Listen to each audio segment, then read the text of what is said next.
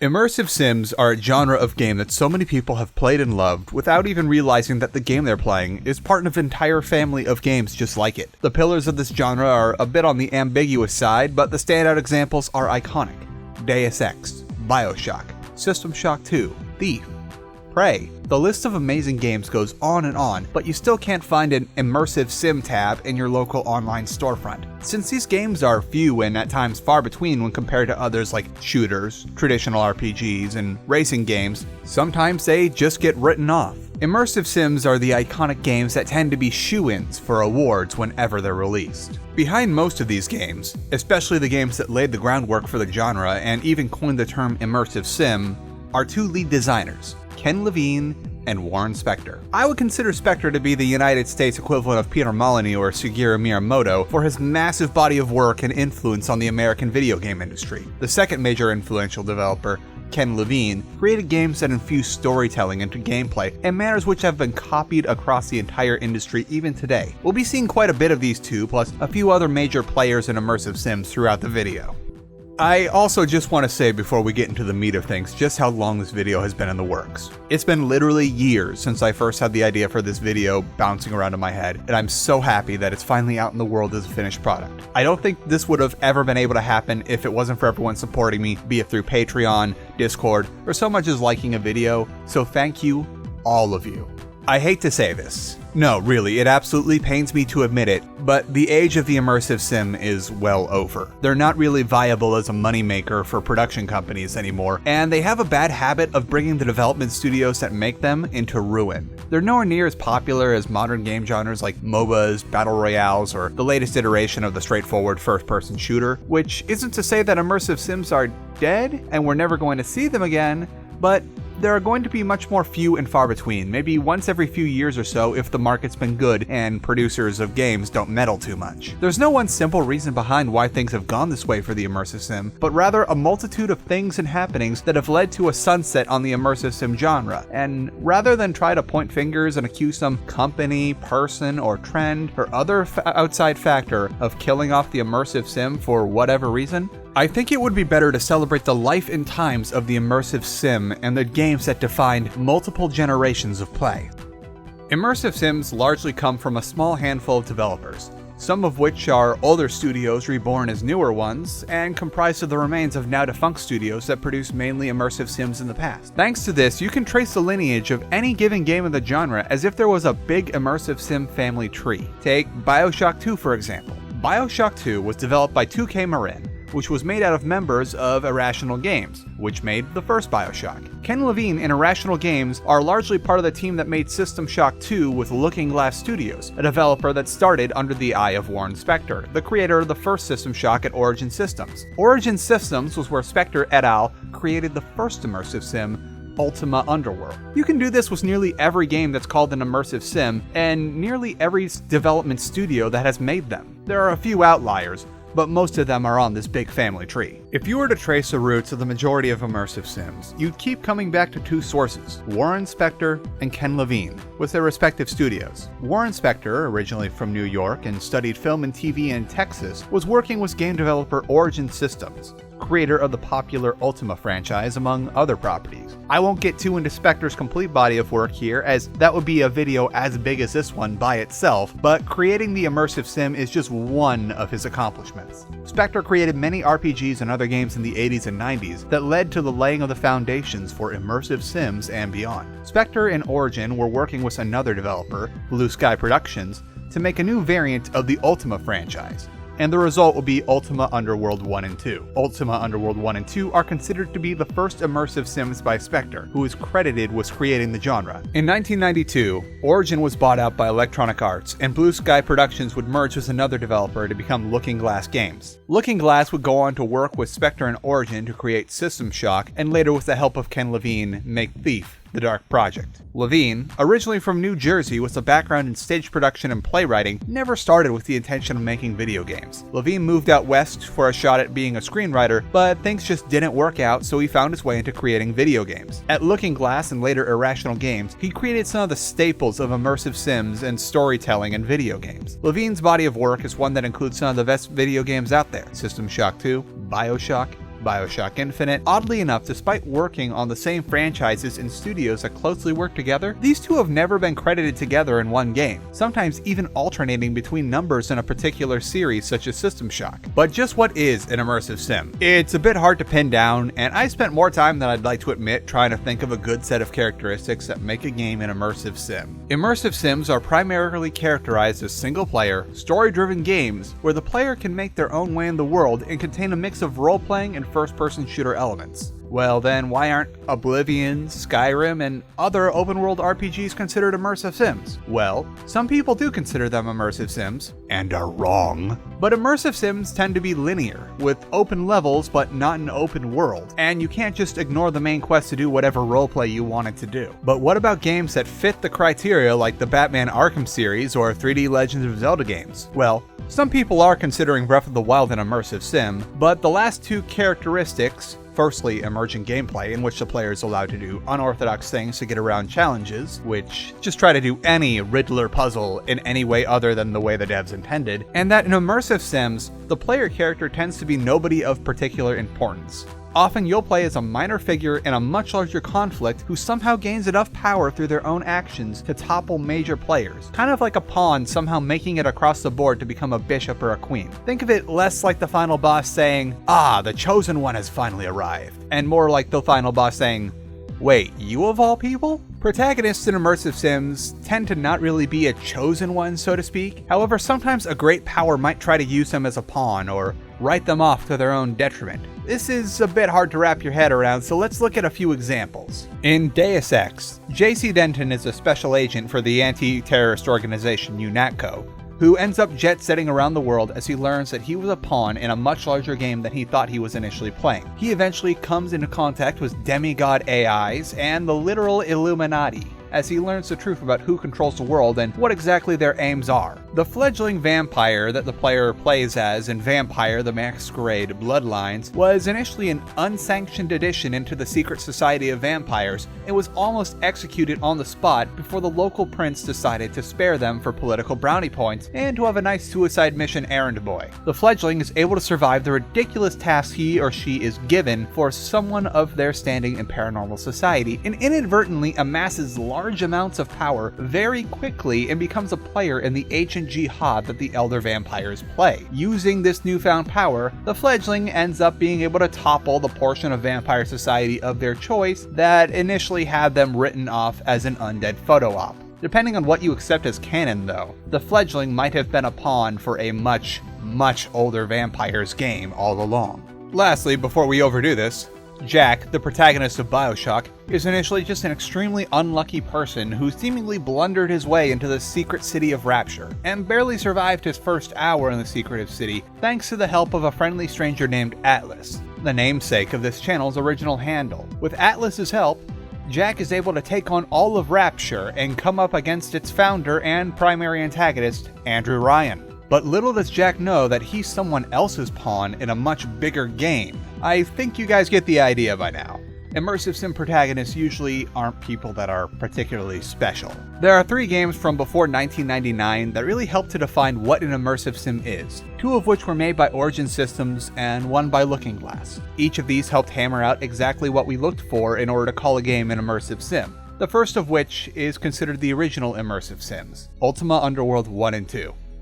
These two are outwardly similar to a point that they're almost always sold as a pair. In the first game, you're the so-called Avatar, but the king is having none of that because when his daughter got kidnapped, you were the last one to be seen with her. So off you go to the Stygian Abyss. You get locked in this Stygian Abyss, which is basically a big old multi-level dungeon with people living in it now, and you're not allowed to come out until you find out what happened to the princess. Ultima plays like a first-person RPG dungeon crawler, with the exception that not everyone is out to kill you in the Stygian Abyss, and some folks are just living here, setting up shop and trying to scrape out a living in this giant dungeon. There's also a lot of stuff you can do that doesn't involve murdering everything in sight or dungeon puzzles, and not every task has a straightforward way of doing it. It's a good start to what an immersive sim is, and the dungeon crawler level design made for the foundation of the open-ended animated levels that are such a staple of modern immersive sims. Ultima Underworld 2, Labyrinth of Worlds, is more of the same with some serious improvements in graphics and design. You have reason to backtrack now, and there's a little bit of kitchen sink design, such as how if you just start indiscriminately killing people, you get thrown in jail and explain that not everyone in this weird world place is a monster, so please don't go slaughtering us. Disregarding this warning will get you an instant game over. The storytelling and voiceover in both games are also really good for the time. A year and a half later,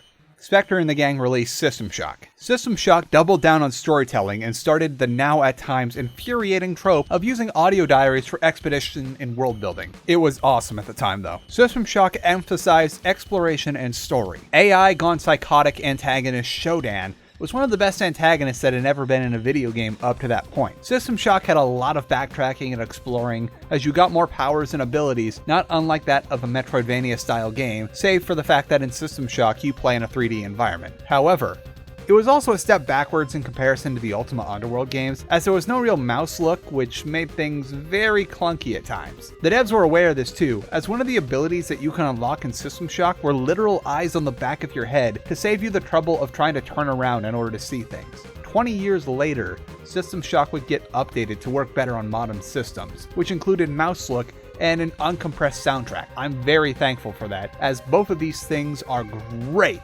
Scott and Terry Brocious did a wonderful job helping to design the soundtrack for System Shock and other video games in the Immersive Sim family, with Terry pulling double duty as being the voice of Shodan herself. Lastly, we have Thief, the Dark Project. Thief had its share of hiccups, but was the final piece of the puzzle as to what an immersive sim was supposed to be, in addition to helping to start the genre of stealth game. Going in on the thread that an immersive sim was supposed to be a simulation of a fantastical job in a fantastical world. Every level starts with protagonist Garrett planning his heist like a master thief might do in a real world, and he chooses how much of his cash on hand he wants to invest in tools for the job, and pores over maps of the place he's going to rob. Does he invest in pricey moss arrows, or take a gamble on buying information that has no guarantee to be useful or even correct? That's for you to decide. Then there was choosing a difficulty. While you do get a modification in how aggressively the guards will investigate things, the focus is more on modifiers such as if you're allowed to kill the guards or the workers, how much you'll need to steal to cover your costs,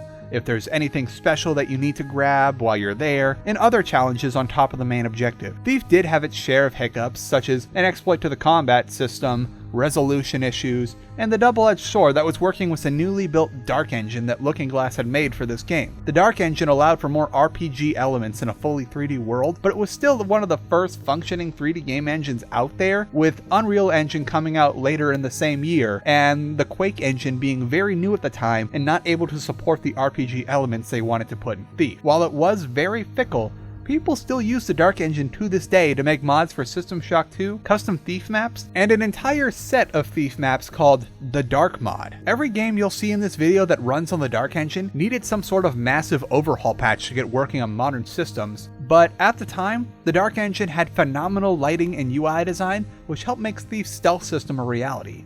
But by the time the third game in the trilogy would come out, the Dark Engine would be long abandoned for Unreal.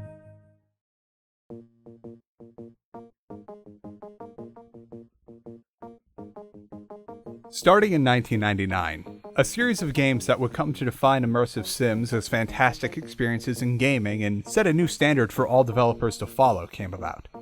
The first of these games was a sequel to System Shock, System Shock 2 by Looking Glass and the newly formed Irrational Games. System Shock 2 set you up as some nameless space marine trapped aboard the derelict Von Braun, the first of a faster-than-light class of ship. You're probably the only sane survivor on a ship full of haywire robots, mutants, and who knows what else at this point. Lucky for you, just before you were woken up from cryosleep, you had some insanely powerful cybernetic enhancements installed that might have something to do with that psychotic AI that took over Citadel Station way back in the day. But this Dr. Polito lady seems pretty cool, so let's follow her lead. System Shock 2 was developed in tandem between two studios, the first of which was Looking Glass, creators of Thief and Ultima Underworld, who had split off from Origin Systems after they got bought out by EA and didn't want to get caught up in EA's recently found obsession with making console-based sports video games, which totally wasn't going anywhere. The Origin expats merged with another studios, Blue Sky Productions, to form Looking Glass. The second studio had in turn been found with members of Looking Glass by rising star Ken Levine. Levine had done the initial design on the Thief games, and despite the majority of his influence being removed due to rewrites, was allowed to form Irrational Games to guide the design of System Shock 2. This team included the Brociouses, with Terry reprising her role as antagonist Shodan, and System Shock 2 joined Thief in being ran on the Dark Engine, which now had a couple years of refining under its belt. System Shock 2 did as well as it possibly could have when it hit the stores. It was met with universal praise and sold very well as a PC exclusive during the rise of console games in the late 90s and early 2000s. This was a very fortunate break for Looking Glass, as Origin Systems was beginning to feel the pressure of being under EA's stewardship and would go defunct in a few years. Irrational would eventually end up moving over to 2K Games, with Ken Levine going with it, where he would eventually be able to create a worthy follow-up to System Shock 2 in Bioshock, based on the success of System Shock 2. As for the play of System Shock 2, System Shock 2 was one of the first games to do a full blend of FPS and RPG in a real-time environment. It was a complete and total immersion. You went around doing whatever you liked, however you liked it, as long as you achieved your goals. Be that through psionic power, be that through good old-fashioned assault rifles, be that through some very creative hacking.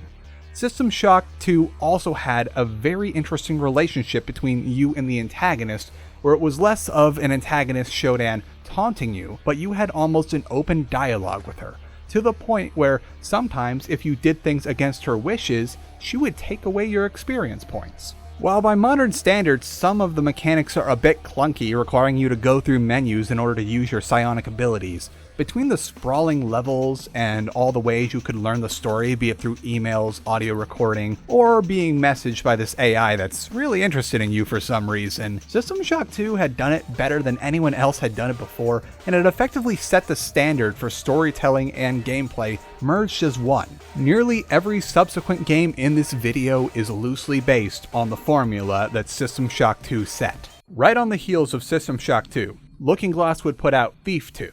The Metal Age. Thief 2 takes place about a year after the events of the first game, with Garrett trying to get back to business as usual and just trying to pay his stinking rent. This time, however, the Hammerites are the ones who are up to no good, as opposed to the Pagans in the previous game, and there's this new fringe group of them called the Mechanists, who have some pretty wild ideas for how things should be done in this city. And, of course, Garrett is going to get caught in the middle of all their shenanigans. While Thief 2 didn't go crazy with new ideas and innovations with game mechanics, it was Looking Glass putting out a high-quality game that further refined what made the first game great, and it also helped Thief 2 that now they had 2 games on the Dark Engine under their belt and were getting the hang of using it to create the best experience possible. Most of the original team was still working with Looking Glass at that time, so everyone knew each other's ability and there was no need to learn one another's strengths and weaknesses, but they could just go straight to making a better Thief game. Thief 2 did well enough on release, garnering praise for being a continuation of what made the first game great. It ended up outselling the previous game in sales in a short period of time, however it was too little too late. Looking Glass wasn't doing so hot, and were really relying on Thief 2 selling well to keep things afloat. Unfortunately, due to an issue with processing the royalties, the money from Thief 2 didn't come in time, and the studio became insolvent 2 months after the release of Thief 2, and eventually everyone would have to go to different studios. This is all a big shame because while Thief 2 didn't have any groundbreaking innovations, it had amazing level design, and it's the quintessential sneak-em-up game. It wasn't all doom and gloom though, as we would get an end to the trilogy a few years later with the help of the soon-to-be-founded Ion Storm. Speaking of Ion Storm, and then there was Deus Ex.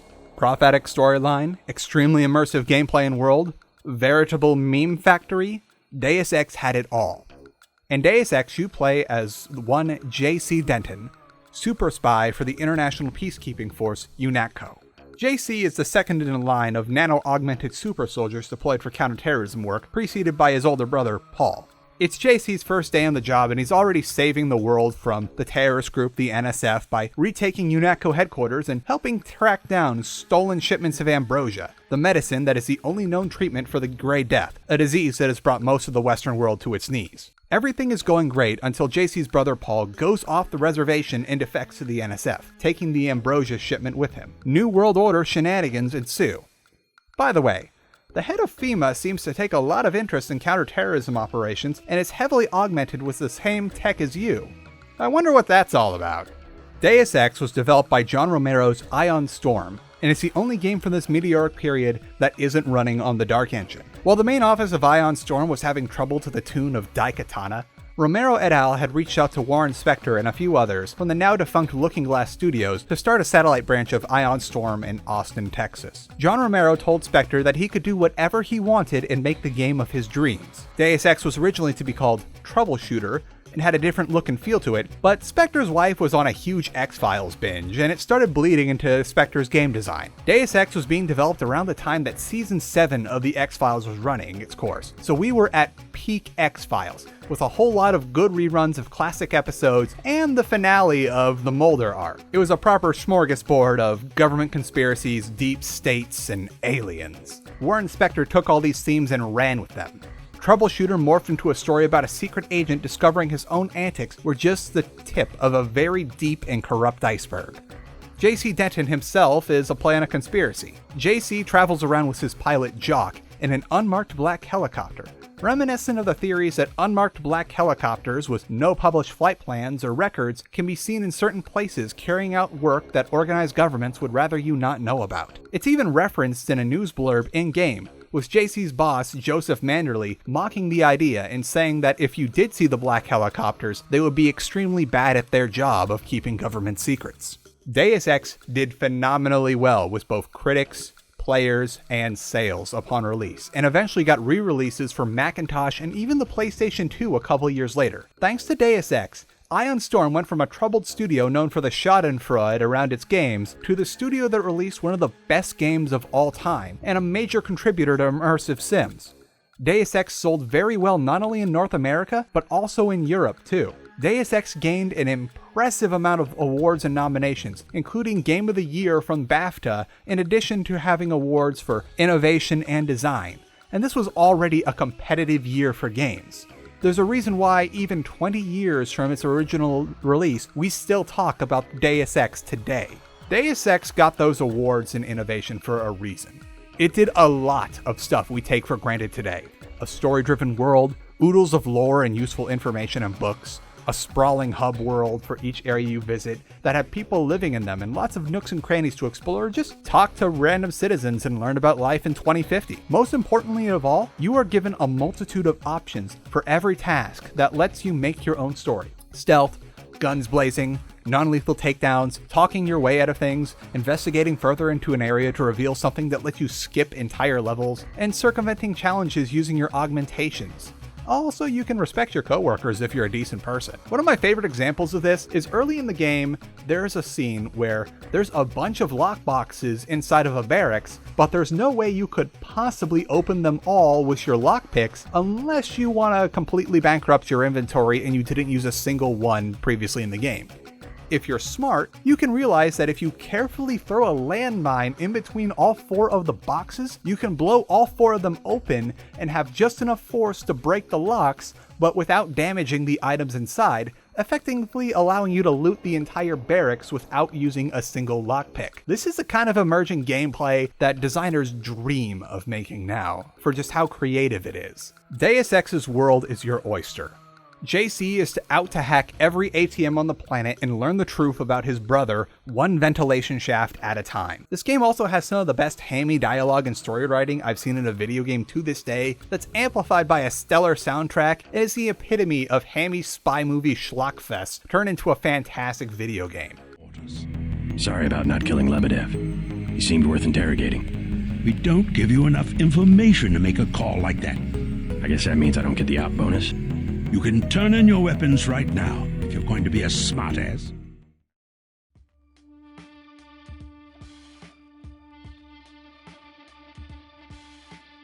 The next few years would be a very trying time for the Immersive Sim. By the time the 6th console generation was coming to a close, every original studio that was associated with creating Immersive Sims would be defunct, save for Irrational Games, which was busy dabbling in action shooters and an RPG called Freedom Force for their new overlords, 2K. They certainly had something in production, but nothing Irrational produced in what I'm calling the stagnation and fall of Immersive Sims could be considered an Immersive Sim. As we previously established, Looking Glass went defunct in 2000 after royalties fell through for Thief 2.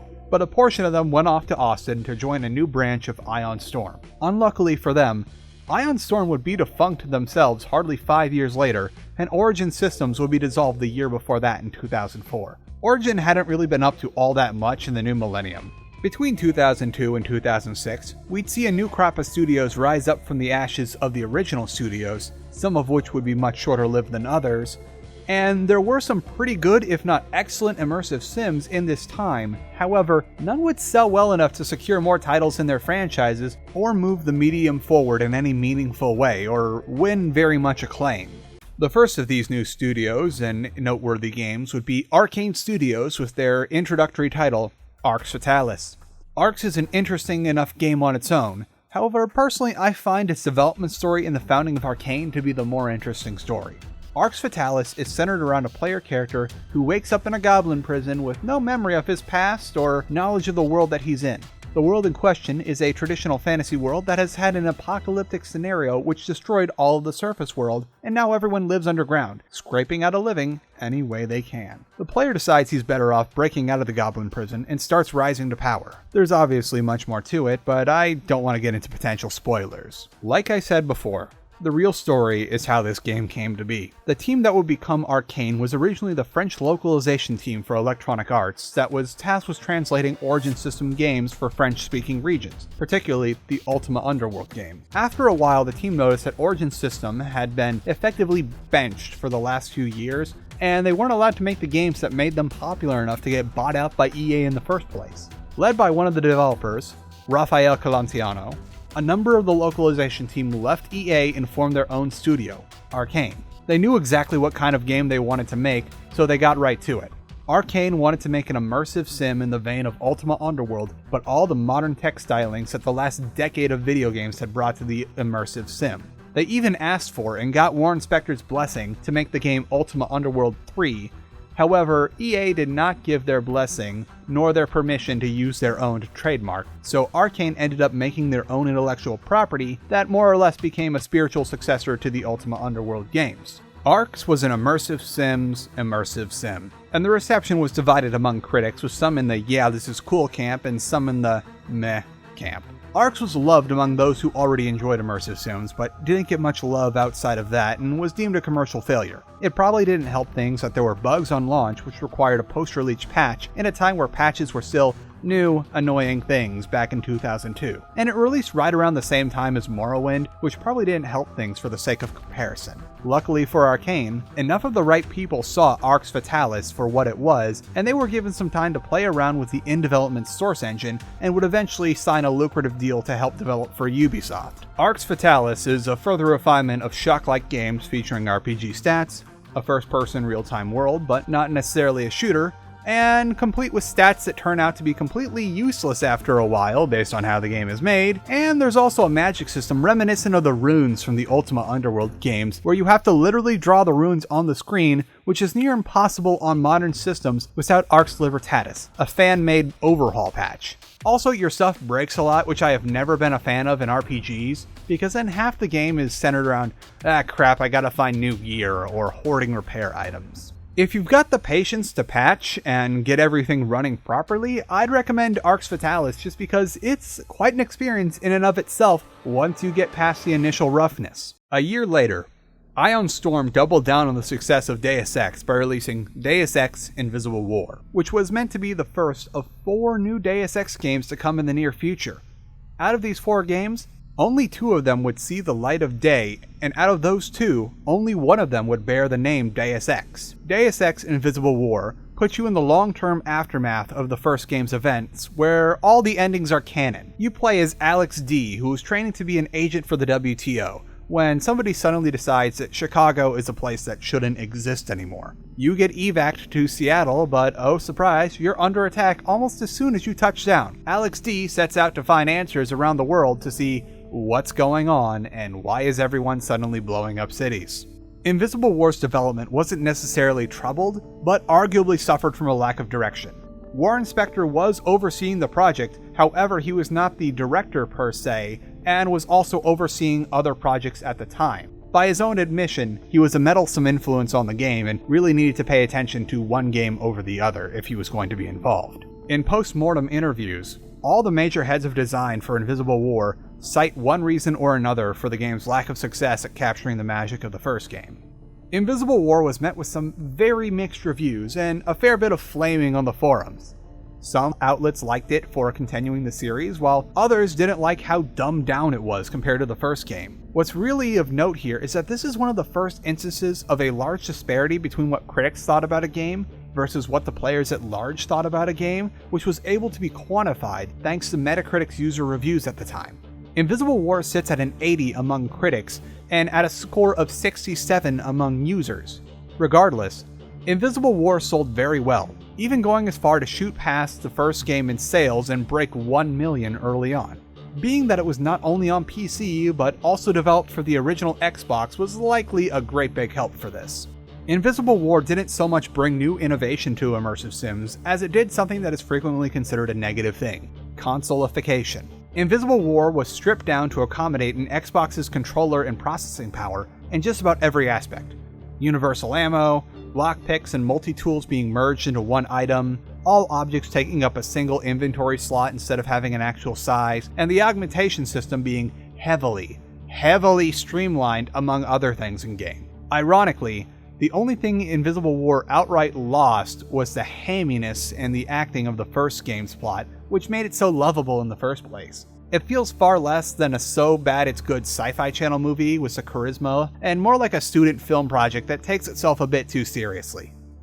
We're going to take a break from talking about the major producers of Immersive Sims real quick, and talk about one of my personal favorite games to play that comes from an outsider to the Immersive Sim community: Vampire: The Masquerade Bloodlines. VTMB was developed by Troika Games, a development studio made up of the original creators of the Fallout series, and is based on the popular tabletop game Vampire: The Masquerade. You play as an unsanctioned fledgling vampire in 2004's present-day Los Angeles, who rises through the ranks of vampire society by completing near-suicide missions and seemingly impossible tasks until the fledgling acquires powers far beyond his years. This game's story also served as a convenient way to soft retcon the not-so-popular 1999 Gehenna campaign book, which laid out the end of the world for vampire kind. VTMB possibly had the worst development cycle that any game in existence could have had. Troika was working on an unfinished version of the source engine. Their previous two games were made under different producers and were both late and launched in an unfinished state, so their current producer, Activision, wasn't giving them very much wiggle room. On top of the usual development growing pains that caused delays, they were also set back by the source engine getting leaked to the public and the subsequent security fiasco that Valve had. Activision eventually got fed up with the delays and setbacks from Troika and demanded that they release their game as soon as possible, finished or not. Thanks to a contractual obligation with Valve, they had a few months to get the game's story complete, as they were not allowed to release their own game on the source engine before Valve could release their own. Troika was forced to release their very unfinished game on the same day as the extremely anticipated and extremely acclaimed Half-Life 2. Unsurprisingly, nearly every review of Vampire: The Masquerade Bloodlines was something along the lines of, "Wow, this game would be amazing if it wasn't for how it's totally broken and unfinished."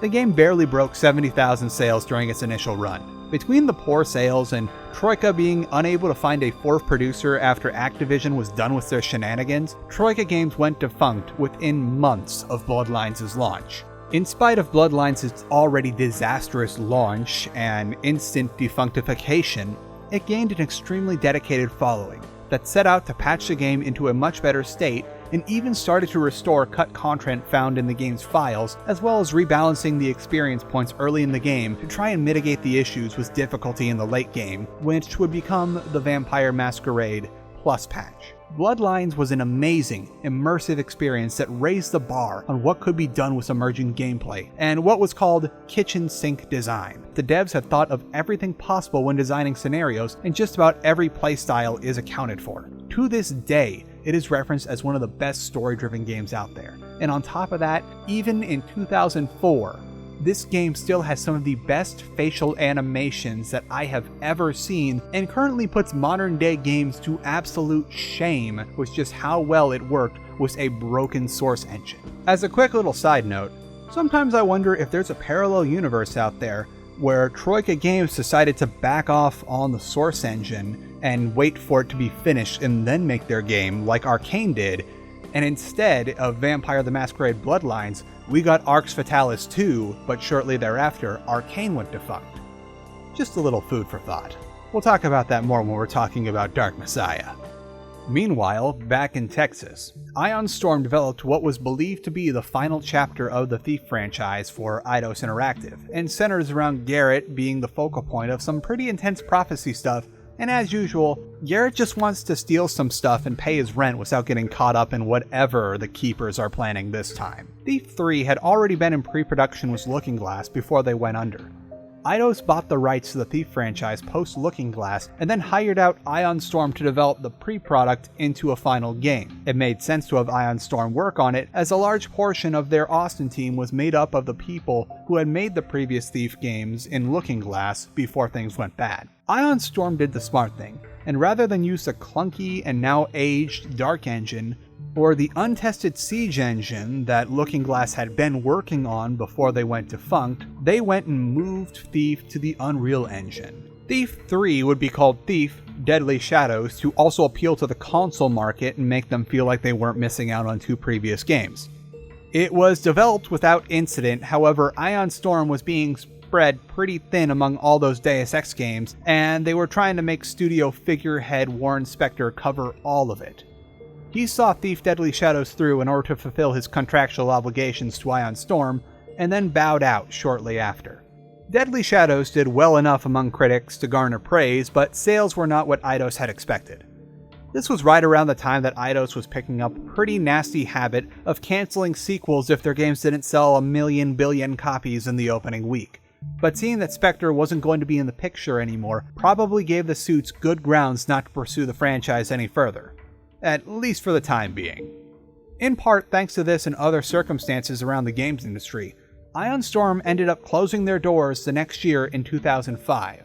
Where Thief 2 was a refinement of what the Dark Project brought to the table, Deadly Shadows was a complete overhaul. Now that they were on the Unreal Engine, they could do some pretty cool lighting and physics effects while you were out stealing stuff. You can also get into a fully functioning third-person mode if you really wanna, but I found myself sticking to the first person during the time I played. Something I liked about this game was that while it did start down the dark path of creating minigames to do a mundane task, in this case lockpicking, the lockpicking minigame is extremely straightforward, and after the first go-round, I entirely understood what I had to do and had no issues further down the road. It's also nice that if you're able to pick through a few tumblers, but you see a guard coming and have to hide, you can come back to the lock after the guard is gone and resume right where you left off. It kind of feels like rather than doing a mundane minigame like, say, the lockpicking in Elder Scrolls, you actually are picking through a lock, simulating what a thief might do. And sometimes you gotta get away because dudes are sneaking up, and you actually are looking for that sweet spot in the tumbler. And I can't believe I'm saying this, but this is a lockpicking minigame that I'm actually kind of fond of. There's also an overworld now, and instead of just automatically getting money from whatever you picked up in your last heist and being able to instantaneously buy whatever gear you wanted from the mission briefing screen, you now had to go out to a fence that was willing to buy your hot property, and then once you're paid, you've got to find a store that's willing to sell to you, and also has the things you want to buy.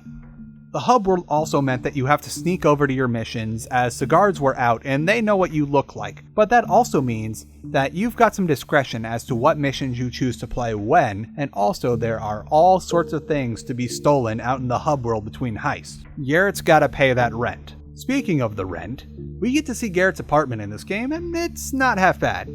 He could use a bit of color and general decoration around the place though.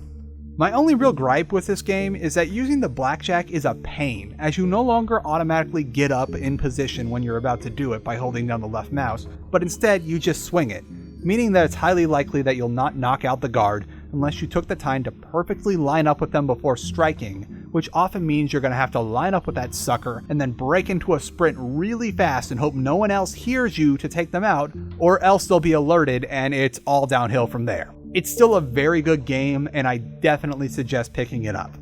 Meanwhile, back at Arkane, they were doing anything but sitting on their hands. Dark Messiah wasn't their second project, but rather their third, after they couldn't find a producer for Arx Fatalis 2, despite being given the same access to the source engine that VTMB was given. Perhaps that was for the better though. Out of all the games from this period, this one is my favorite out of the box and second only to VTMB after the patches applied. Dark Messiah, Heroes of Might and Magic, is, like the title says, a part of the Might and Magic franchise. You play as Sereth, an apprentice to a wizard whose task was bringing a magical MacGuffin to another wizard in a city, but the necromancers are attacking. Also, there's some wild prophecy stuff about a Dark Messiah, but that probably doesn't concern you. Like I said, Arkane didn't immediately start with this after finishing Arx Fatalis, but instead played around with the source engine for a while, trying to make a sequel to Arx. Things were going so-so as the source engine wasn't really finished yet, and producers were a bit gun-shy about a source engine game after seeing what happened to Bloodlines. Eventually, Ubisoft, with their Might and Magic intellectual property, came into the picture, and Arkane was able to use everything they had learned about working on the source engine to make one of the only third-party games for Source that wasn't a total disaster. Dark Messiah did okay with critics on release. At least on the PC version. Most liked it, but cited that there were bugs on launch, and some weren't feeling the kicking mechanic, and they were obviously wrong to think that. Dark Messiah also got released for the Xbox 360, where the port was an absolute mess. As far as bugginess goes, I can relate, because while this was the first game in this video that did not need a fan patch to overhaul it in order to run, you do need to seek out and move a misplaced DLL file in order for the game to work, and anything above a medium's graphics setting will make the game extremely prone to crashing. I'm impressed Dark Messiah did as well as it did, considering that it seems like using the source engine as a third party is the kiss of death for your game studio. Ubisoft even wants to make another Dark Messiah game. However, now that Arkane is a Bethesda ZeniMax property, they've got no one with the skills to do it. This game is too much fun for its own good. Its main shtick is that you can kick people into environmental hazards or straight up out of existence, and there's a lot of fun to be had just throwing things at enemies or breaking something and watching everything go crazy. Kicking people one after another into a conveniently placed spiky wall or repeatedly down a flight of stairs will never get old. The telekinesis ability reminds me a lot of Bioshock's plasmid of the same name, but when I thought about it some more, it's the same function as Half-Life 2's gravity gun. A lot of this game reminds me of Half-Life 2 stuff. The friendly AI, climbing ropes, how the levels are stitched together. This is an early source engine game after all. You can level into abilities that are not kicking people into walls for some reason, and obtain a fine mix of stealth, combat, and magical abilities. It's a bit clunky though, as you have to keep manually equipping shields and other things after using your magic, and alternate weapons can present problems when you're unequipping spells. There were a few moments in this game where I was stumped simply because I couldn't find a key I needed in all the destruction I caused, but I think that might be a personal problem. This game is a blast. The last game in this era to be talked about is 2006's Prey by 3D Realms. Prey follows a lot of the tenets of an immersive sim, and the sort of sequel is one of the best immersive sims out there. There's one issue though. This game is no longer available through legitimate means. After Bethesda ran a special Steam sale where the game was deeply discounted, quote unquote, while supplies lasted, the game was pulled from markets despite the keys for digital downloads nullifying the need of a limited supply. The only way to get this game is to A. Go to a sketchy keys trader site where you might not get a functioning key, B. Try to buy someone's old physical copy off the internet and hope it has all the discs and still works, or C. Do something illegal. I'm not going to do any of these three things. Thanks to some poor foresight, this game also won't run on your PC if you've got the 2017 game installed too. We'll get into the sequel 10 years from now, but unfortunately, I don't really have the materials to cover 2006's Prey, which puts us at the end of the era of stagnation.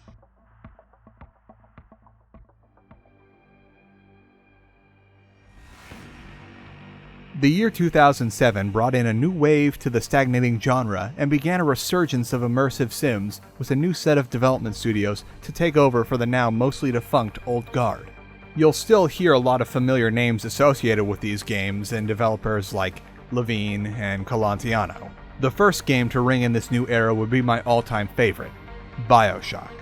According to interviews with Ken Levine and design documents, Bioshock had been in development for about 7 years, going from concept to completion. The original idea was to explore the world of a worker ant collecting resources while a soldier ant protected them from harm, which would eventually morph into Big Daddies and Little Sisters.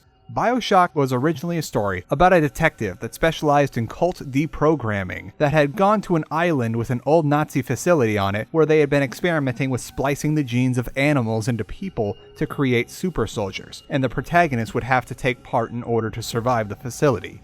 These ideas later became Atom and Plasmids, and we eventually came to the dystopian hyper-capitalist society that was Andrew Ryan's Rapture. Bioshock blew people's minds.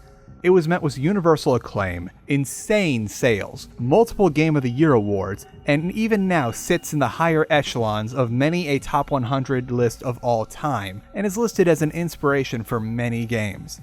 Heck, there was even going to be a Bioshock movie until the financial crisis hit and everything went sour in 2008. It would have been the biggest budget video game movie of all time at the time, with Assassin's Creed eventually topping it if it had came to be, and it would have been directed by Pirates of the Caribbean director Gore Verbinski. Even now, Verbinski has nothing but nice things to say about the script and the pre-production. Bioshock was able to achieve something that many before had tried and only dreamed of doing, perfectly blending FPS and RPG elements, all while presenting a fantastic story. First and foremost, Bioshock let the player use both weapons and the magic-adjacent abilities, plasmids, on the fly, seamlessly switching between the two. The player also picked up a multitude of passive buffs, which would take the place of leveling and stats and getting new equipment. Bioshock kept the level design and stylings of its predecessor, System Shock 2, which would also share quite a few plot beats with Bioshock. What's the most amazing thing, though, is how Bioshock was able to simplify the elements of an immersive sim to the point that it could be enjoyed on a game console instead of a PC without dumbing down or making the game any lesser. Bioshock got all the exposure and sales from being a cross-platform release while raking in all the awards and accolades from being a fleshed-out, uncompromised immersive sim.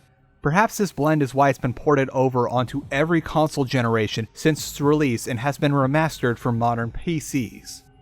With that being said, the financial crisis of 2008 hit the gaming industry just as hard as everyone else got hit, and there was a sort of 2-year pause in the creation of games that would be considered immersive sims, save for one exception. Immersive sims are very much prestige projects and a means as Game of the Year contenders instead of money makers, as they take a lot of time, money, and effort to go from concept to completion. Save for the Bioshock sequel, which was something of an exception, no immersive sims were put out between 2008 and 2010. We won't get too into depth on that, but let's take a look at Bioshock 2 real quick. Bioshock 2 takes place 10 years after the events of the first game, where you play as Subject Delta, one of the first Big Daddies. Delta must fight through Rapture's remains to rescue his paired little sister, Eleanor, or else he'll die of separation anxiety. And it just so happens that Eleanor is the daughter of Rapture's new cult of personality, Sophia Lamb. Effectively none of this was in the first game, but they wrote a pretty neat book to try and bridge the gap. Bioshock 2 wasn't developed by Levine or Irrational Games.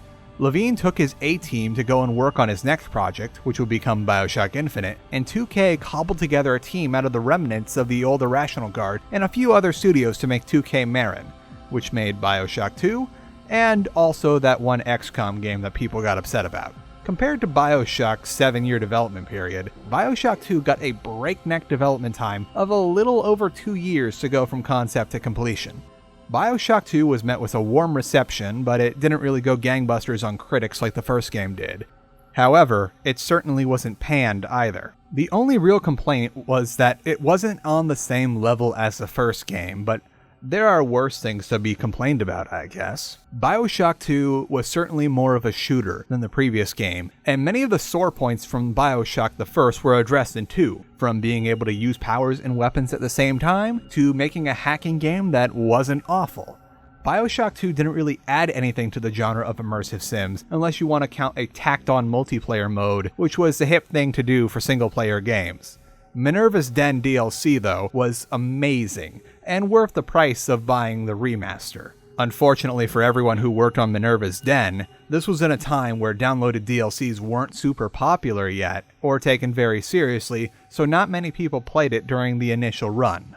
Things would pick up again in 2011 once everyone had time to get back on their feet, with Eidos Montreal releasing Deus Ex: Human Revolution. This would be the first time in 8 years since the Deus Ex had been used in what was supposed to be a prequel trilogy for the Deus Ex franchise. This was also the first time the Deus Ex mantle had been taken up since the botched attempt at making a wide series of games under Ion Storm. Human Revolution takes place 25 years before the events of the original game, where augmentation is a fairly new and very controversial thing. You play as Adam Jensen, head of security at an augmentation manufacturing company called Seraph Industries.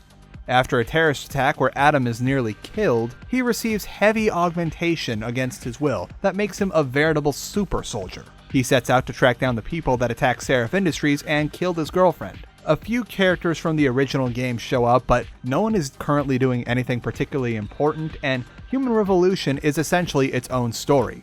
Human Revolution was developed by French-Canadian studio Eidos Montreal, which was formed when Eidos rebranded to Square Enix. This was their first game. They used multiple teams, and in just under 5 years, were able to resurrect the Deus Ex franchise, and it paid off in spades. Human Revolution was a huge success among critics and players alike, garnering widespread praise for its story, player choice, sprawling levels, music, and all-around polish. It probably helped things that while it wasn't as hammy as its grandfather, Human Revolution had a lot of meme-worthy moments, and Adam Jensen's voice actor, Elias Tolfexis, seemed to be in on the joke in real life. There were also a number of complaints about how, in spite of all the player choice, the only way to resolve boss battles was to put bullets into the bad guy until they fall down, and a bit of grumbling about how they handled the ending scenario too. This was resolved though in the director's cut, which gave you more options in boss fights in addition to a lot of other things that the players had asked for. The Deus Ex Human Revolution director's cut ended up beating out the original game's metascore despite being a re-release, which really shows how well they improved an already great game and how dedicated Eidos Montreal was to the Deus Ex franchise. Human Revolution took the classic formula made by Deus Ex and System Shock 2's gaining experience and leveling skills and put them back on the menu. Every task could be done in just about every way imaginable, and just about every playstyle was valid. Human Revolution also featured social boss battles, in which the player and Adam Jensen were put in situations where shooting and sneaking are either impossible or at the very least would have disastrous results. Adam Jensen would have to talk someone off a ledge in order to avoid catastrophe or learn what the player needs to know to advance in-game. There's even an upgrade you can get that you level into, which allows you to scan people's emotions with special sensors and even activate pheromones to try and do a speech check, and lesser characters can be outright bypassed if you're good at it. You can talk your way out of a lot of stuff in Deus Ex, and if that doesn't work, there's always armor-piercing pistols and sneaking around.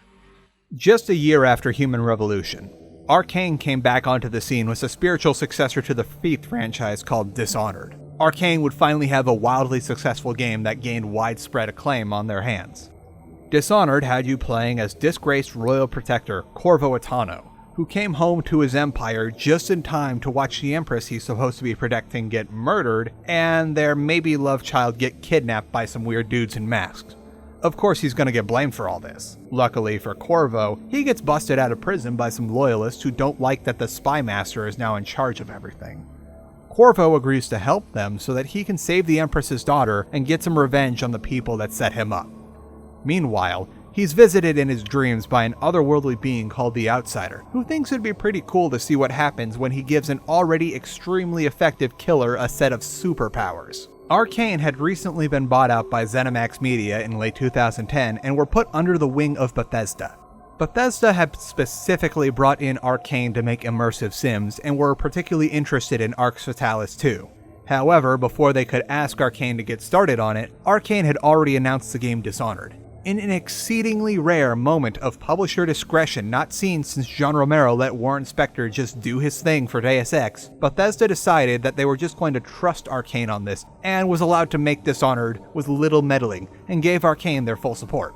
Raphael Colontiano enlisted the help of Deus Ex designer Harvey Smith, and the two spearheaded the project's development. Dishonored did very, very well among critics and players alike, earning a metascore of 91 on PC, its primary platform. Dishonored was able to stay on the best-selling charts well after its release and garnered a whole lot of awards.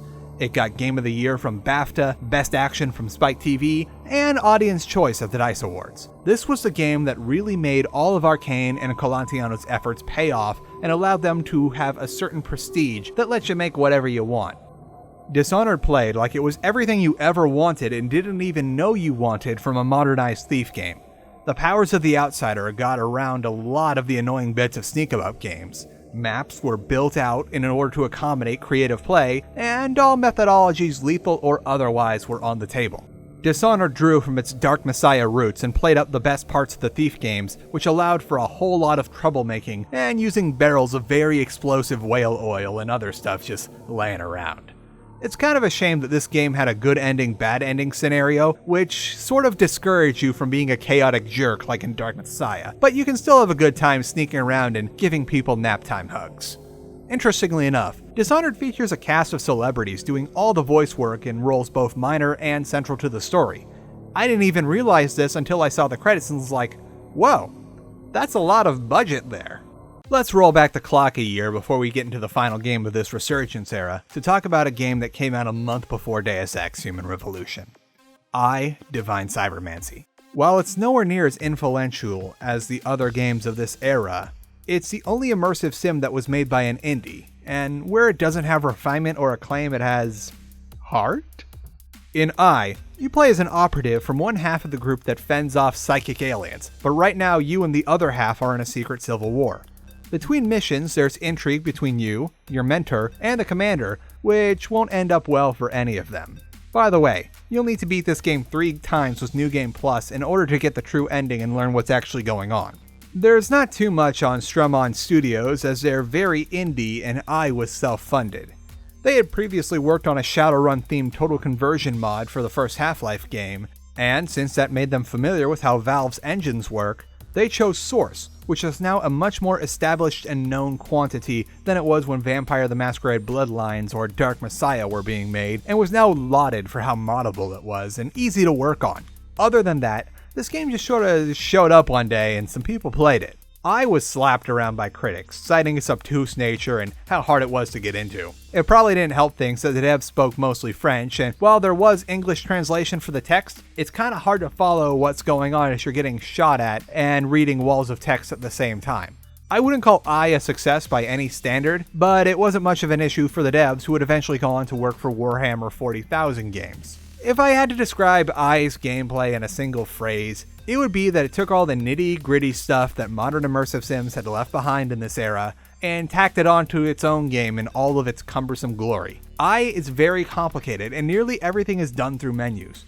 Rather than just interfacing with a door to hack it, you've got to go into your skills menu, cycle over to your hacking skills, find the door you want to hack from a drop-down menu, and then try to hack it through a minigame, which is very complicated and can result in you getting hacked yourself if you're not careful. There's an achievement for getting your stupid brain hacked though, so I guess it's okay. There's also a full-blown multiplayer mode using the Source Steam server browser, which includes good old-fashioned deathmatch or a competitive story, where you and up to 31 of your friends can try to get through the story together. Have fun trying to be the first one on that elevator. The last game we're going to look at for this period isn't an immersive sim, but it definitely comes from immersive sim lineage. Bioshock Infinite. Bioshock Infinite is certainly a story-driven and atmospheric game, but it's as much as an immersive sim as Doom 2016 or Call of Cthulhu is. Infinite symbolizes the dilution of the tenets of immersive sims, and is sort of the beginning of the end when it comes to immersive sims, which were beginning to become no longer viable for developers, and if they wanted to stay in business, they'd only do them once in a while. A nice little analog I thought of to explain the dilution of immersive sims through Bioshock over the last decade and a half is that System Shock 2 is like a distilled liquor. Strong, bold tasting. At times kind of harsh and a little hard to get down if you aren't used to that kind of thing, but it's still something that a lot of people value. Bioshock is like a cocktail. It's based on the hard work put into the base components, and is blended together with other elements to make something iconic and enjoyed by many. It's layered and blended to perfection, which makes it a work in a way that normally wouldn't go over so well. Bioshock Infinite, on the other hand, is a hard seltzer. Once upon a time, it was based on the distilled spirit, but only a hint of that remains. It's similar to the cocktail in concept, but very easy to get down, which makes it insanely popular among college freshmen who at times try to make more of it than it really is. Most of this allegory was that I could say that Bioshock Infinite is the White Claw of immersive sims, which gets the idea across. Now let's talk about the game. Bioshock Infinite has you playing as Booker DeWitt, detective, ex-Pinkerton, impossible war criminal with addictions to drinking and gambling, which have led him to take a kidnapping job in Colombia, the city in the sky, that's decided they're not so hot about Jesus anymore and would rather worship a jingoistic interpretation of the founding of the United States. If you remember previously in the video from Bioshock, a lot of these conceptual ideas kinda sound reminiscent of the original concept for Bioshock. Booker DeWitt finds the person he's supposed to kidnap, Elizabeth, who just so happens to be the daughter of the city's prophet and has reality-altering powers. The two of them get caught up in a civil uprising of Colombia's underclass against their waspy oppressors, and shenanigans ensue. Levine and new Irrational got a lengthy, no-questions-asked development period that was allowed multiple delays and reworkings.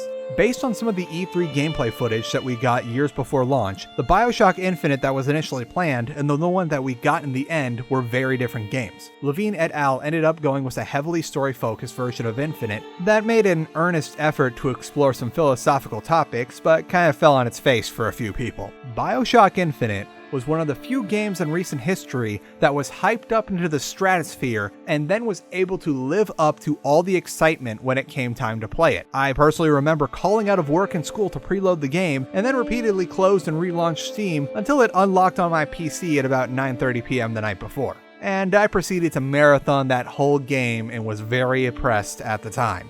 This game got all kinds of praise and awards, to the point that its awards and accolades section on Wikipedia is an entirely separate page just to fit them all in. Ken Levine got to have a big talk at BAFTA about game design and storytelling, which was warranted, as Bioshock Infinite got 42 different Game of the Year awards. Bioshock Infinite was a solid first-person shooter with an excellent, albeit flawed at times, story and world, but it was a shock game in name only. Levels were very linear, and at times Bioshock Infinite is a literal corridor and on-rails shooter. Bioshock Infinite made up for the weaker parts of the gameplay with its story, which was, at the time, what really won all the awards. Infinite's main modifier was that Elizabeth's powers could pull items like health pickups, ammo, and change the entire shape of things by adding barriers into reality, and it could give you a big advantage in a fight, or to fix the plot if they were getting off rails. But aside from that, and the suite of plasmid-adjacent powers that were now standard fare in both Immersive Sims and other games, there wasn't really all that much to set Bioshock Infinite's gameplay apart.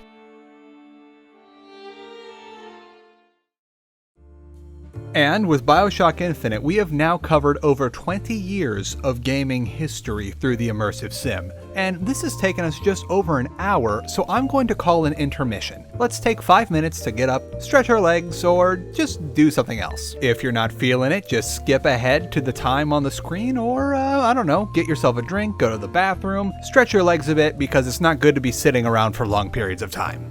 Don't worry about leaving the room or whatever, because at the 30-second warning, I'm going to change the music so you'll know that the video is about to begin again. I am pleased to report that this video is absolutely not brought to you by Raid Shadow Legends, because I run a Patreon.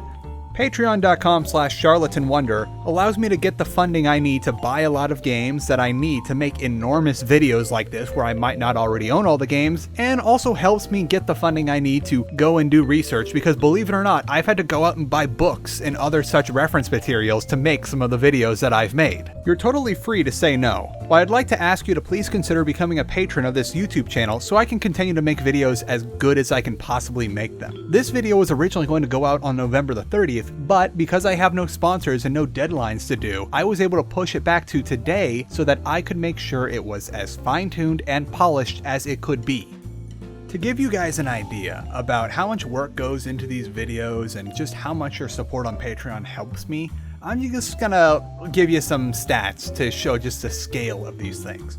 First bit is that I first had the idea for this video in late 2017, right after making my Where Bioshock Infinite Went Horribly Wrong video, where I thought, maybe I can try something with Deus Ex 2. but then I'm like, oh, I'll have to also cover the first Deus Ex, and I can't cover that without Bioshock, I can't cover that without System Shock, and so on. Until now, this video has just under 30 separate games that I had to play to completion in it. And on top of that, as you might be counting, this has 103 cited sources in it. And on top of that, we've got another 50 or so that I'm considering secondary sources that aren't directly cited. It was just additional reading for me. So yeah, I also had to do a crap ton of reading to get through this whole thing too. And let me see here, I think I have about 30 or so songs. Let me double check that number here.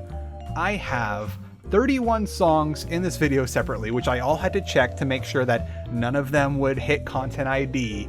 And oh my god, I have been just editing this video, like once I recorded it, for the last 2.5 months. So thank you all so much for your consideration, and I really hope that this video is something you enjoy. So keep stretching though, because we've got another 40 or so minutes to get through.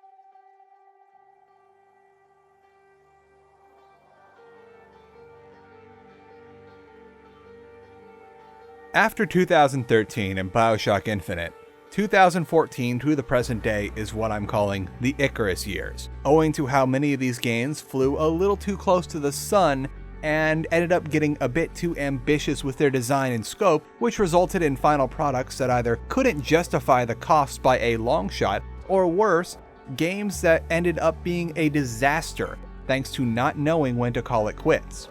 There are some amazing games that came around from the last 6 years, but not one of them escapes controversy or has been able to get enough sales to confirm a sequel.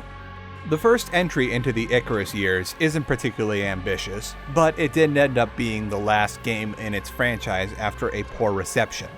Thief (2014) was Eidos Montreal taking a look at Dishonored and going, hey, wait, that's our thing, and then totally eating it in a dev-on-dev game of Skate.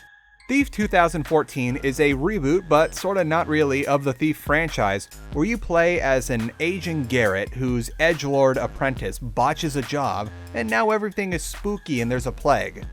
Just steal a bunch of stuff and the plot will sort this one out. There's really not much to it. Thief started development in 2019 as Thief 4th, but went through multiple revisions until they settled on making the game a soft reboot and played in a manner similar to Deadly Shadows to some extent. This game had a lot of reworkings midway through, and after a while they just released it, and you can see this through the reviews. Thief 2014 got meh reviews from critics and earned no real accolades to speak of. People liked what it did with its difficulty settings, which allowed you to pretty much a la carte make your own difficulty with all the things you wanted and didn't want, but were upset with the new voice actor for Garrett. Thief 2014 was okay from the get-go, but leaves a lot to be desired. The core gameplay was similar to the previous games, save for now you get a sort of detective mode that helps you find stuff you can steal and the modular difficulty settings. Unfortunately, Thief 2014 lacked a lot of polish with poor dialogue looping, wonky button prompts, and a generally dull story and design, which is odd because there's a lot of areas where they put a lot of love into, like all of Garrett's unique animations for stealing things, or how you can delicately move your footsteps around glass. This reeks of not having enough time to polish the game. And, of course, Thief 2014 didn't do anywhere near as well as Ubisoft thought it would, and the franchise has been on the shelf ever since this game's launch. 2015 didn't really have an immersive sim unless you want to bend the criteria quite a bit and consider Fallout 4 one, which we're not doing in this video. In 2016, however, we got a sequel to the Deus Ex prequel in Deus Ex Mankind Divided.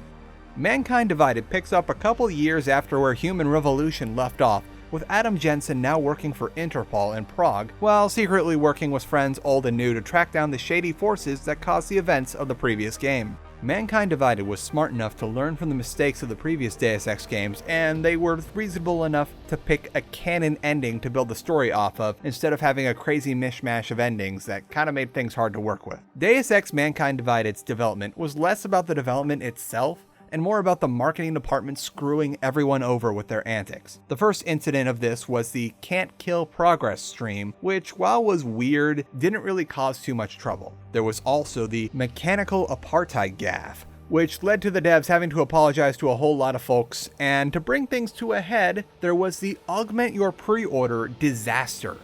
During the height of anti-pre-order sentiment among gamers, and people were beginning to shout, "Never pre-order," until something they really wanted came out. In the midst of all of this, someone at Eidos thought it was a good idea to do a marketing event centered around choosing what content you wanted to receive when you pre-ordered Deus Ex Mankind Divided, which included entire levels.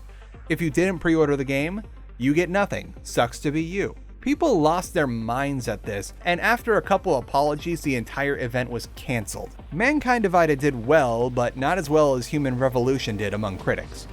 The previous controversy certainly didn't help things as far as goodwill among gamers and press went, and especially after the Breach mode was discovered tacked onto the main game. Breach mode was a series of challenge maps almost entirely unrelated to the main game, and were basically designed as a freemium game designed to milk the weak-minded of their money, and you had to already pay at least $60 to get Deus Ex, and now they wanted you to do this freemium model, which was uninteresting to begin with. So after being cowed into all that pre-order crap, this was just a big slap in the face. Lower than expected sales meant that Square Enix effectively canceled the series by putting it on the shelf, which is especially frustrating because of how Mankind Divided ends on a massive cliffhanger. In spite of everything, Mankind Divided was a fantastic game that built off the success of the last game. New abilities were built on top of older ones from the last game, and things like hacking were altered to make them less of a sore spot and more engaging. Mankind Divided was also great with kitchen sink design. Eidos Montreal thought of everything. If you chose to help out certain people on a side quest, they'll show up later in the game to help you out. Your choice on who you go with during the mid-game will affect what you can do at the crisis in the endgame. My personal favorite out of all the things that are kitchen sink design in Deus Ex is a side quest where you solve a murder mystery. If you fail to get the killer to confess and turn themselves in, you'll be forced to subdue them, and then you'll have to try to explain to the detective that you've been working with why this originally non-suspect is in the state that they're in.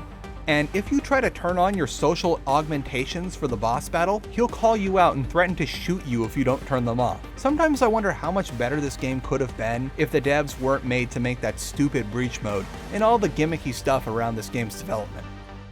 Going off the success of the first game, Arkane developed and released a sequel to their immensely popular Dishonored in 2016, with mostly the same team behind it. Dishonored 2 takes place years after the first game, with Emily as an adult and the acting Empress, and studying the art of murdering people under Corvo. Everything was going great until the lady from the DLC shows up and decides that she wants to be Empress now. The character of your choice flees to Corvo's homeland of Serkonos to try and figure out what to do about this mess. The development of this game wasn't particularly eventful, save for Arkane moving the game to their own engine, the Void engine. We'll see a bit of that in a little.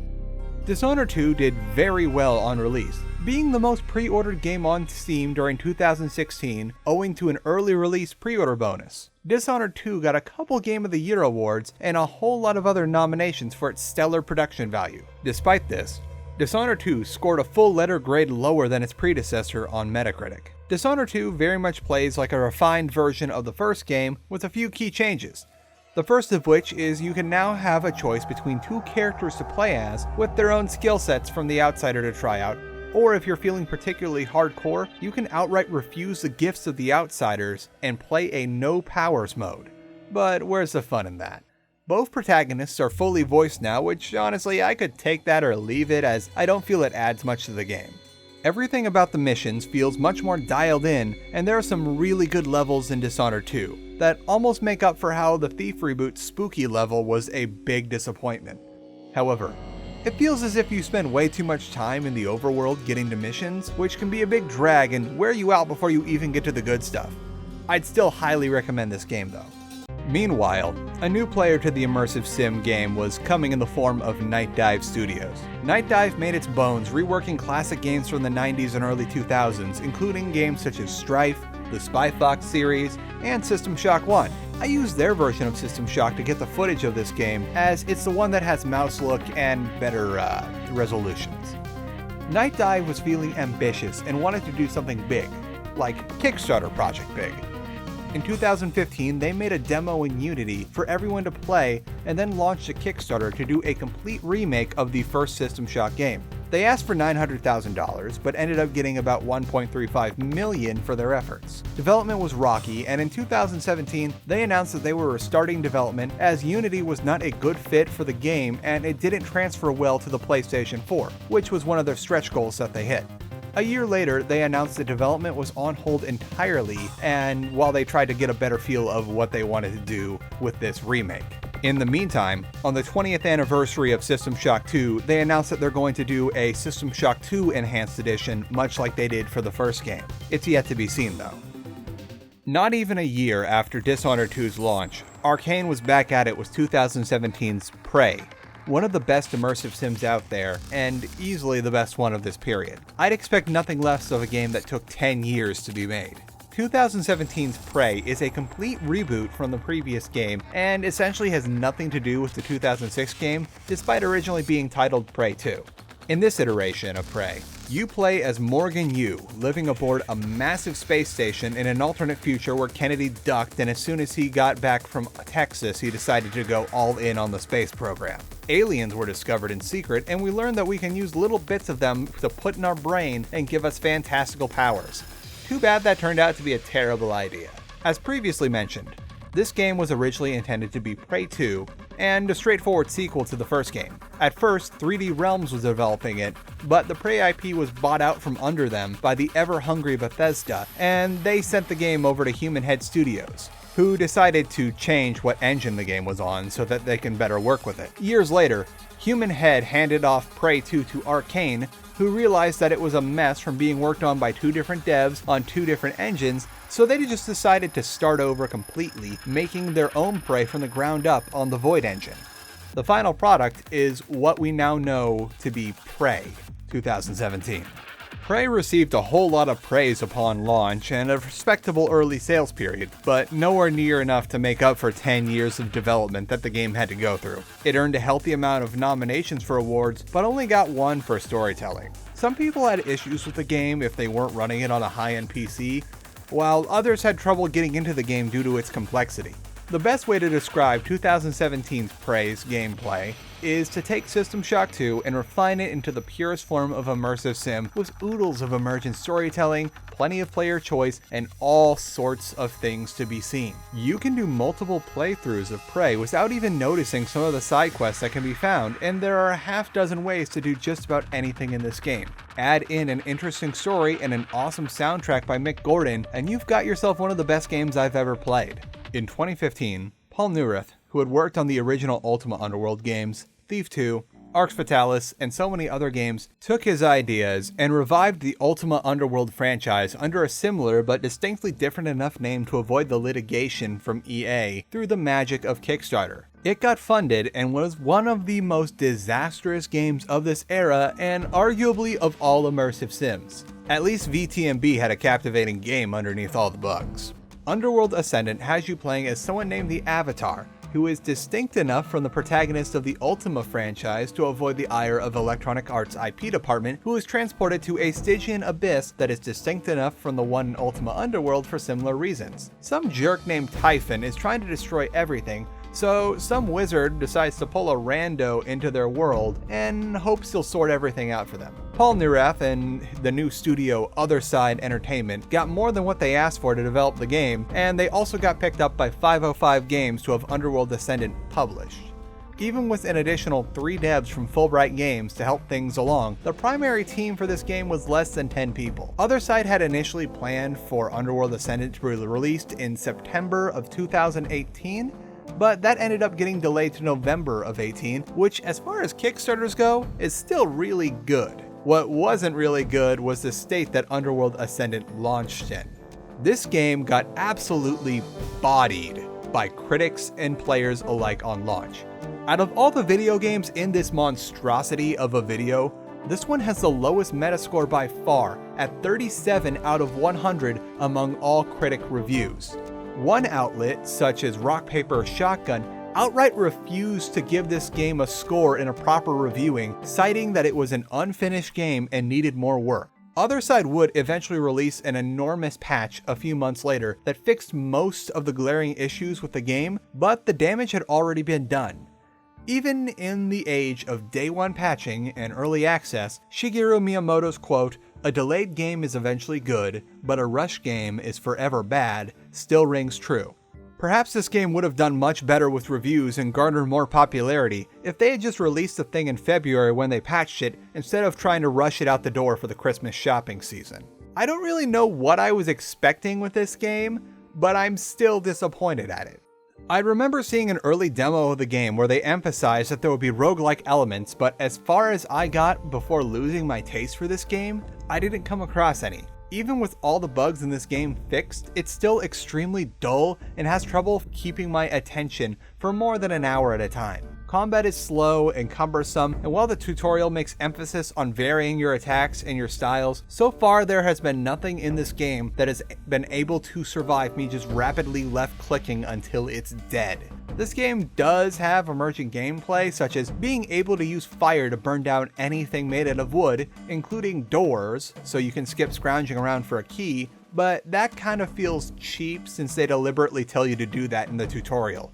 And I've always considered emergent gameplay to be something that is within the rules of the game, but not something that the developers explicitly thought of. Such as using a mind control spell to avoid killing someone in a quest where all you were supposed to do was put a bad luck charm in their gym locker. Not kill the poor guy. If the devs intended for you to do it, I'm not sure that it counts.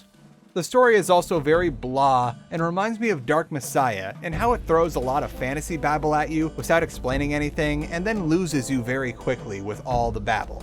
Also, the city you have as a hub feels like a ghost town, but I'm willing to accept that I just couldn't get far enough in this game before I just couldn't stomach it anymore, and maybe later in the game it gets a bit more populous, but it still just feels empty though, with the only people around being vendors and faction representatives.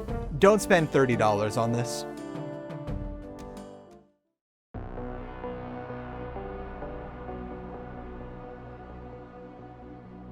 The future of the immersive sim seems to be at a delicate point. Raphael Colontiano has left Arkane and the gaming industry as a whole for the time being, which leaves Dishonored franchise on the shelf and lends uncertainty to Arkane's next upcoming game, Deathloop. Irrational as we know it is gone, and Eidos and Square Enix seem to be a bit too gun-shy about making another immersive sim in today's climate, which leaves Thief and Deus Ex collecting dust in a pitch room somewhere. However, just like before, new players to the immersive sim game with ambitious projects are arriving, and some of them are faring much better than others. The first of these is Russian developer Mundfish with their upcoming game Atomic Heart. Atomic Heart looked to be an atmospheric trip through an alternate future Russia where the Soviet Union never fell and got into some pretty wild science stuff. But of course things are going to go sideways, and that's where the player comes in. Mundfish didn't really have any history in game development to speak of and were almost complete newcomers to the scene. That didn't stop them from making some pretty impressive looking stuff though, and they even got featured as a showpiece for Nvidia's real-time ray tracing tech that came with the 2000 series of graphics cards. Everything was going great until they released a gameplay trailer on IGN's YouTube channel. The first thing to note about this video is that it is very obviously bullshot, which is a term for a pre-rendered cinematic that is carefully designed to look like it was someone playing the game, when in reality, it's something that maybe the game's engine can't handle yet, or is trying to hide unfinished content. There was also a sort of filter over the video, which made everything a bit blurry in the background, as if someone was putting Vaseline on the lens of the camera. But even then, the quote-unquote gameplay was clearly struggling to maintain between 24 to 30 frames a second, and got overtly choppy in some places. It later came out that their management team had no clue what they were doing, and that they had to restart development on Atomic Heart because some things were just too far gone. The game is effectively in development hell, according to sources inside of Mundfish. Who knows though?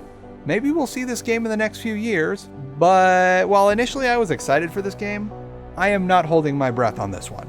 On a brighter note, however, earlier this year we got the announcement that Vampire: The Masquerade Bloodlines was being revived and that Bloodlines 2 was coming very soon. Bloodlines 2 was to be published by Paradox and developed by one Hardsuit Labs, creator of the game Blacklight Retribution. Since the announcement, we've gotten a steady stream of content in the form of playable clan reveals, faction bios, and eventually some gameplay demos that were coming around convention season. People noticed that, like the first game, combat looked a bit on the hokey side though. Later on, we got an announcement from Hardsuit Labs that the game was going to be delayed in later 2020 and that they were no longer shooting for a first quarter release. They cited that they wanted more time to polish the game and wanted to avoid the same problems that the first one had. That's understandable, and I'm glad that Paradox seems to be cool with it. This is the first game that I've pre-ordered in years, I believe, and I'm extremely excited for it. We'll also be getting at least 2 other games based on VTM lore in 2020, so it looks like it's going to be a good year for vampires. And if Bloodlines 2 wasn't already enough for 2020, there's also an upcoming System Shock game with Warren Spector at the helm. System Shock 3 is slated to come out in 2020 according to the trailers. Night Dive, who now fully owns the rights to System Shock as the previous owner of Starbreeze became insolvent and had to sell it off, has allowed Otherside Entertainment to work on a new System Shock game with most of the old guard from the Looking Glass days returning to continue the story of Shodan and Goggles. This game is going to be built on the Unity engine, which is a bit ironic given Night Dive's statements about Unity in the past while working on their own System Shock remake, but if it works, it works. Maybe the newer versions of Unity are a little more conducive to cross-platform development, or perhaps Otherside just doesn't care for non-PC platforms. We don't know much about System Shock 3 right now, at the moment, aside from the fact that Goggles is back and Terry Brocious is reprising her role as Shodan. I'd be surprised if this hits its deadline and doesn't bleed into 2021, but hopefully whenever it comes out, it'll be worth the 20-year wait between games. Of all the upcoming Immersive Sims and future games we have to look forward to, the one that we know the least about is whatever the heck Ken Levine has been working on. A few years back, Levine renamed his part of Irrational Games to Ghost Story Games, and all we know is that whatever they've been working on since Bioshock Infinite is that in 2017, Levine talked about how he wanted to make a game with narrative building blocks that could afford the player near endless replayability, which kind of sounds like the video game equivalent of an everlasting gobstopper. Well, if anyone was going to be the Willy Wonka of video games, it would probably be Ken Levine. Other than that, nothing. I get the feeling that Ghost Story Games can subsist off the royalties they get from the Bioshock franchise almost indefinitely, which isn't exactly getting them to rush whatever they're making to market. If anything, I'm really impressed that we haven't heard so much as a peep from anyone working there for the last 5.5 years since Burial at Sea Part 2, and the nearly 3 years it's been since the rebranding. That's a ride or die team right there. We haven't seen so much as a scrap of concept art or a second of gameplay footage for these building blocks. I'm giving it 2 more years before we either see something tangible and get hyped right into space, or we start to write Ghost Story off. I'm really hoping it's the former though. Where have you been, Ken? However, as I was editing this video, Jason Schreier of Kotaku.com posted an article mainly about Mafia 3, however, it contained news about the next Bioshock game, where apparently they're looking for somebody to make endgame content in a games-as-a-service type deal. That's gonna be a big fat yikes from me. But hey, at least we'll get something Bioshock. And as much as the phrase games as a service or any kind of word or jargon like that makes me worry, I'm going to withhold judgment on whether this be Bioshock 3 or 4, depending on how they count, until I actually get a chance to see some footage of it or play it myself.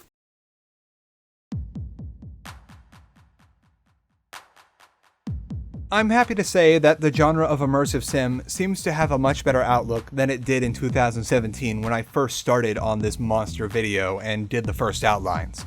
Things like Atomic Heart did take a dive, but in the meantime we've gotten Prey, the return of the System Shock rights to one owner who actually wants to make games, and sequels to System Shock 2 and Vampire the Masquerade Bloodlines coming next year. Another quick addendum I need to make to this video, because news broke as I was editing, is that Raphael Colontiano's self-imposed retirement from the games industry seems to be over, as he has recently announced he has founded Wolfeye Studios, which claims to be a small studio making big games. I'm very interested to see what becomes of this in the next few years, as well as, does this mean we're going to get Arx Fatalis 2? Or maybe Dark Messiah 2, because, come to think of it, now that Colontiano is no longer associated with Arkane or Bethesda ZeniMax, this might mean that Ubisoft can now recruit Colontiano and Wolfeye to make Dark Messiah 2. I'll be extremely happy if we get any sort of sequel to Arx or Dark Messiah in the next few years, and this just doubles down on how excited I am that Colontiano is back in the game and no longer under the thrall of Bethesda.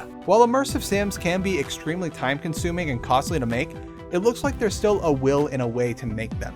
Now, I know this has been a really thorough video, but believe it or not, this isn't everything there is to know about immersive sims, and there's stuff I had to leave out, like how System Shock 3 almost got made in the late 2000s during the EA Renaissance, but instead was made into dead space after EA saw the success of Resident Evil 4, or Warren Spector's time at Disney.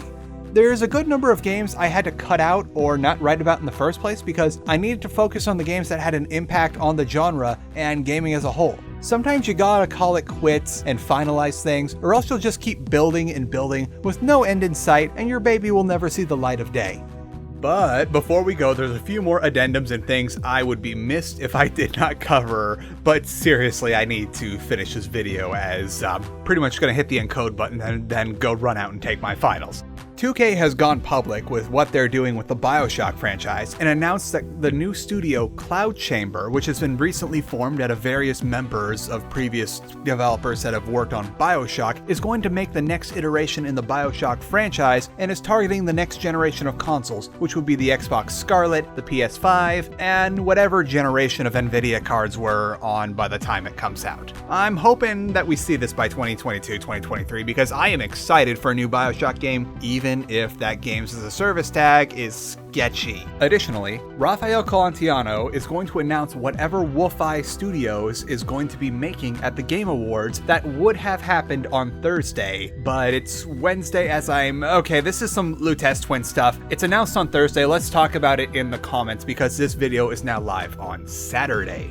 In addition to that, the System Shock reboot seems to be chugging along despite the setbacks, and the Kickstarter is regularly updated. It doesn't look like it's coming out anytime soon, and I'd be surprised if it hits 2020, but they're not slowing down.